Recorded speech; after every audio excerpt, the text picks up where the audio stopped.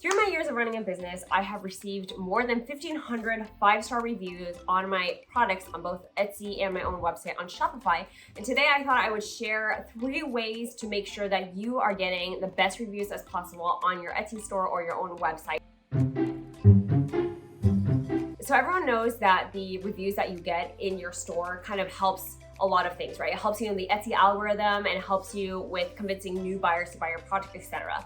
But there are some tips and tricks of how to get these 5-star reviews and how to make sure you are getting the best reviews as possible from your customers.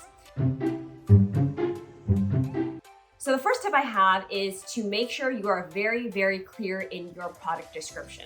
So this might be really obvious, but when you are writing out and trying to sell your product, you not only want to fill it with marketing terms that will help convert your customer into a paying customer, you want to make sure that the customer that is buying your products knows what they are getting.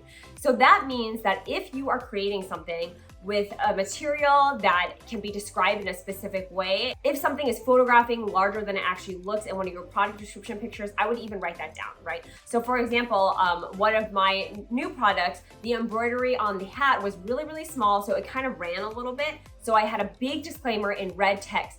Because the embroidery is so small, it's not super perfect.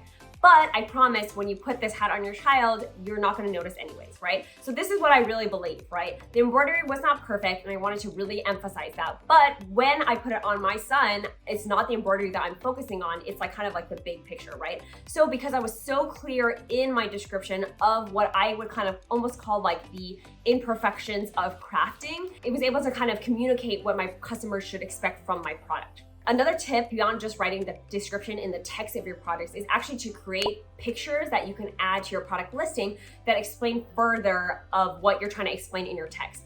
It's very obvious nowadays that people don't really read text, that people skip over things, people aren't good readers, etc. So what I've really come that is really helpful is to explain something in a concept, in a picture that you could put on your listing. People are always gonna browse through all the pictures on your listing, but not necessarily all your text. So that's one way of really emphasizing kind of what you wanna bring up. I've also seen Etsy sellers like put like stars around their part that they're trying to emphasize, all caps, etc., bold if you can, a different color of text if you can, to really emphasize the part that you want to make sure that they know, right? So for example, if it's a digital download and not a physical product, writing in all caps, this is not a physical product, you will get a PDF download or something like that would really be helpful, right? So it's really about setting expectations that you have in your product listing when you are trying to sell your product. The second tip I have to get good reviews on your product listings is to open up a channel of communication. So in the early days when I was on Etsy and I didn't have that many sales, I would actually DM every single customer that bought something from me the day that they purchased. I said, thank you so much for purchasing from me. Your order means so much. I'm a really small business. I'm just beginning. I'm just learning. I would love to know what you think of your product when you get it, right? And this is also an opportunity where if they're buying something from you and you want to clarify something, like for example, if you're selling a digital download or, if like people think the size is very large, but it's actually very small, that's like a common customer question you get.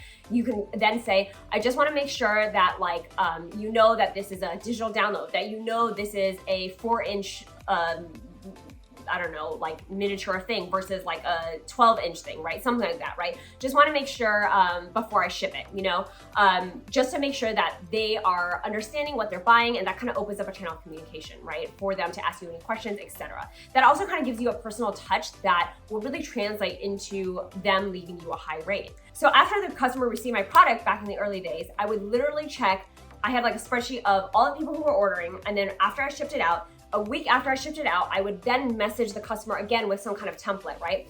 Thank you so much for your order. Your order should have gotten to you by now. If not, please let me know. I'll do what I can to help. If you got the product, I would love to know what you think. I'm still working on my product development. I'm still new in my business, and your feedback really means a lot to me. Can you please let me know what you think, and I'll be happy to address it, or I'll be happy to see it, etc. right? So that is something that you are inviting them to have a direct conversation with you before they are prompted to leave some kind of star rating, right? I think nowadays a lot of customers are kind of quick to just go to Yelp or just go to a public page and complain versus in person not in person, versus like a one-on-one channel, right? And the one-on-one channel really allows it to be more of a personal connection and for them to really see that you're not just like some nameless brand on Etsy selling this stuff, right? Like you really put heart and soul into it. You really care what they think. You really care that they want to have a good experience, right? So that kind of opens up a channel for them to bring up any complaints they have, any feedback they have before that translates into your rating that they will leave on your shop or your product.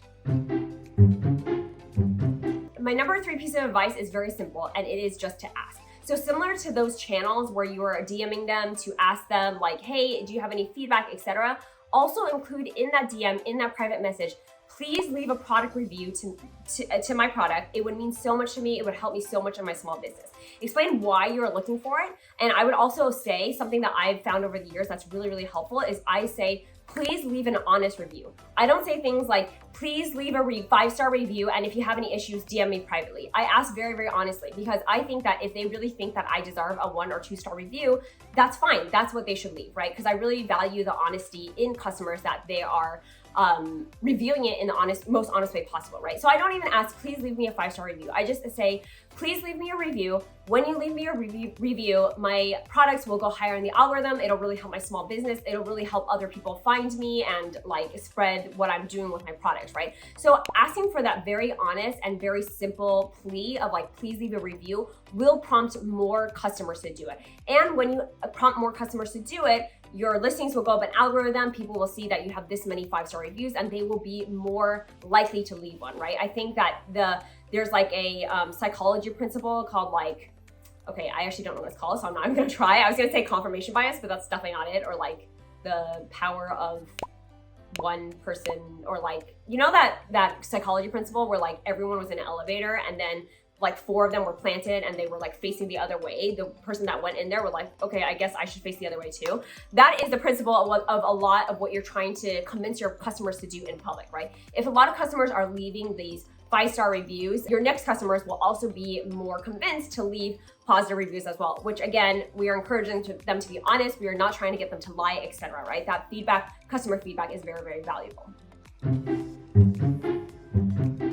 I also wanted to address what would happen if you do get a negative review. So part of this video is actually inspired because I received my first low star review in actually a couple years, I think. And I was a little bit surprised. I was a little bit like, oh, dang it, but I really took it to heart, right? Like I was like, okay, this person believes that this was a 2-star product and there must have been a reason, right? There must have been a reason that this person didn't believe that I deserve 5 stars, right? And I replied publicly and I said, thank you so much for your honest feedback. I'm sorry I didn't meet your expectations. I actually emailed her privately to kind of chat about what exactly she was expecting, how I could be clearer in my product description, etc., right? I even offered her in private a store credit so that she could try some of our other products, because I was like, hey, if this didn't meet your expectations, please try our other products that we've received so many 5-star reviews from, right? I'm hopeful that it will meet your expectations, right? This product that she had bought was a new product and it didn't have a lot of reviews. I didn't get a lot of feedback on it. So it's very helpful for me to know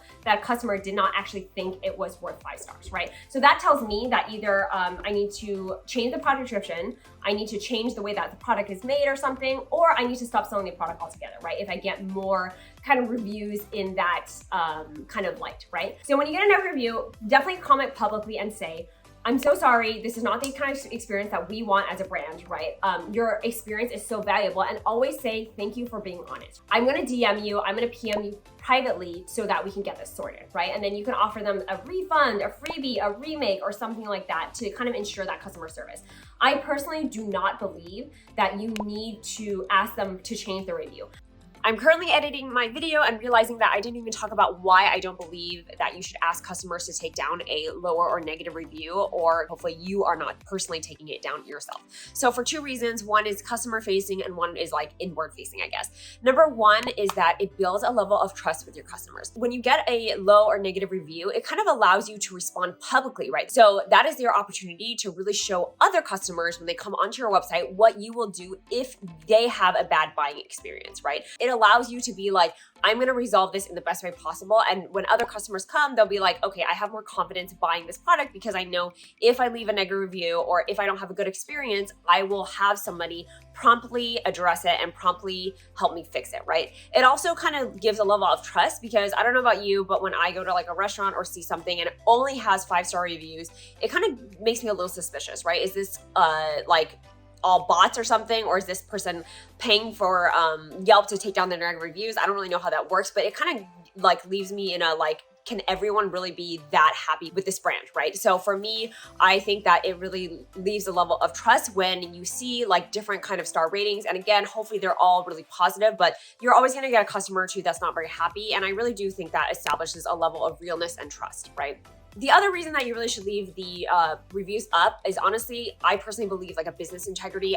I really have never taken down any negative reviews because I just really believe that I would like my business to be something where other people know that I am being really honest as I can about the way that I'm running my business. I think that when you're running your business, you really need to ask yourself what kind of business that you want to be running. Is it one that you're kind of like filtering what you want to filter, or is it one that you are just trying to be upfront and honest with your customers? I think that kind of builds a long relationships of trust with your customers, and hopefully you find that too. The funny thing is, actually, after they received my email, they said, I'm gonna delete the product review, I feel bad, after I offered the store credit. And I said, you don't need to feel bad, you don't even need to delete it. Like, again, I really appreciate honesty, and I think that there is something to be said for keeping this review up. So I just was like, don't delete it. Like, again, it's totally okay for us to be up, but I established then a good relationship with this customer, right? This is the first time she bought from my website, and it was not an experience that I wanted her to have, this like 2-star experience, right? So I offered her store credit. I said, please try something else. I'm probably gonna offer her some freebies in her order, and hopefully that will convince her to be a lifelong customer for me, right? So when you get a bad review, just know that you can always turn it around, right? Like you can always infuse positivity, infuse like a gratefulness that they even visited your shop, right? If they didn't read your product description and if they're really like entitled and all these things, I still think that it is worth it to reply in positivity and just be like, I don't want to deal with this customer. That's okay. Just say, if they're really, really negative, just say, I'm so sorry that you had this experience. I would love to offer you a partial refund or etc. Right? And then don't offer store credit, whatever, right? Like you can kind of tell the vibe of the customer if you want to deal with them again. But I really believe that it goes a long way when you're positive and grateful for the customers that land in your store, and just able to draw the boundaries when you need to, right? Like this customer's being really negative, I don't want to deal with this person anymore, that's fine, just thank them and move on, right? Versus a customer that you believe that you would like to convert into a lifelong customer, offer them something at a freebie, right? That was a little long-winded, but I really just wanted to explain what are some of the options you can do when you get a bad review.